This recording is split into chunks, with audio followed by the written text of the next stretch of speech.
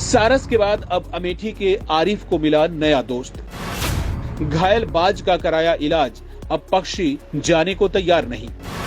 पक्षी प्रेमी ने पेश की नई मिसाल। सारस के दोस्त के रूप में मशहूर रहे जामो के मंडखा गांव निवासी आरिफ को अब बाज के रूप में नया दोस्त मिल गया है। यह बाज भी आरिफ को घायलावस्था में ही मिला था। इलाज के बाद उन्होंने उसे आजाद किया, लेकिन अब वह उनके साथ ही रह रहा है। आरिफ से पक्षियों की दोस्ती नए अफसाने गढ़ रही है।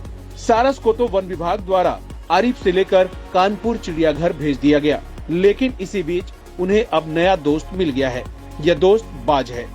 पिछले 1 माह से यह आरिफ के साथ ही रह रहा है। बाज उनके हाथ और कंधे पर बैठ जाता है, साथ साथ रहता है, यहाँ तक खाना पीना भी साथ ही करता है। इसके बारे में पूछने पर आरिफ ने बताया कि माह भर पहले नसीराबाद से फोन आया कि यहाँ एक बाज पक्षी घायल है। मैं वहाँ गया और उसे साथ लेकर आया। वह किसी बाइक से टकराकर घायल हो गया था। मैं साथ लाया और गौरीगंज के सरकारी अस्पताल में उसका इलाज कराया।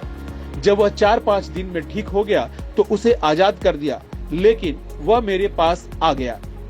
अब वह मेरे साथ ही रहता है। जब मन करता है चला जाता है और जब मन करता है आ जाता है। घर के पास मंडराता रहता है। आरिफ ने कहा कि सारस राजकीय पक्षी था, इसीलिए उसे छीन लिया गया। उम्मीद है कि बाज को नहीं छीना जाएगा। इस बाबत डीएफओ डीएन सिंह ने कहा कि बाज पाले जाने की सूचना नहीं है। नियमों को देखा जाएगा कि बाज किस श्रेणी में आता है। ये बाज हमको सारस के जाने के बाद कुछ दिनों बाद ये मिला हमको।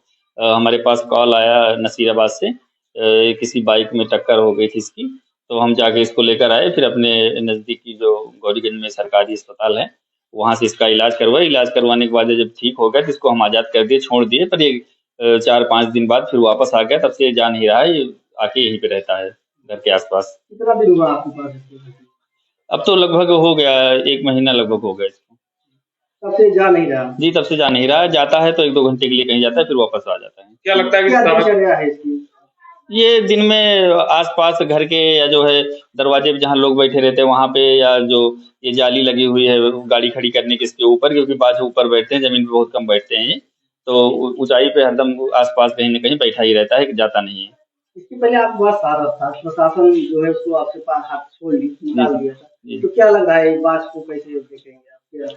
अब वो सारस जो था राजकीय पक्षी था और इसलिए शायद उसको ले गए, और आजाद वो भी था और आजाद ये भी है, और ये राजकीय पक्षी नहीं हो सकता इसको ना ले जाया जाए।